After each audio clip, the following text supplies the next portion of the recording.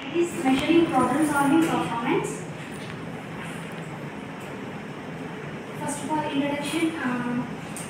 Before we get into the specific search algorithms, we can evaluate some algorithm performance. Those algorithm performances can be divided into 4 ways.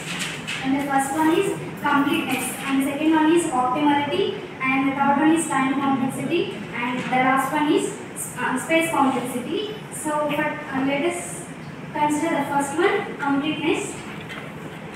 Generally, completeness refers to the it refers to a complete meaning, that is to produce correct and valid outputs for the specific inputs within its domain. Achieving completeness is not a complex. Achieving completeness is often a complex and challenging task. The second one is optimality. Optimality meaning is the excellent or the best solution.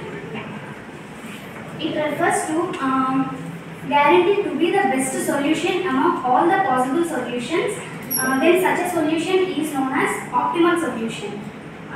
Some examples are there. There are machine learning, robotics and autonomous systems, image and signal processing. Robotics and autonomous systems need optimality, but it is important to take intelligent decisions and actions. Third one, time complexity. We already know that time complexity is defined as the time required for the executing of an algorithm. It is considered as each and every instruction how much time is required. So that's the time complexity. Time complexity can be divided into two types. One is compile time and the second one is runtime.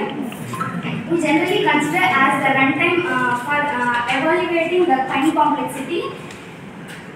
And finally, the space complexity. Space complexity is nothing but the amount of space or memory required for an algorithm to store. It have two factors, and one is variable part and the second one is fixed part.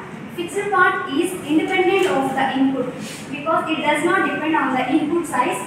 It includes constants, variables and the code. Variable part is dependent on the input size.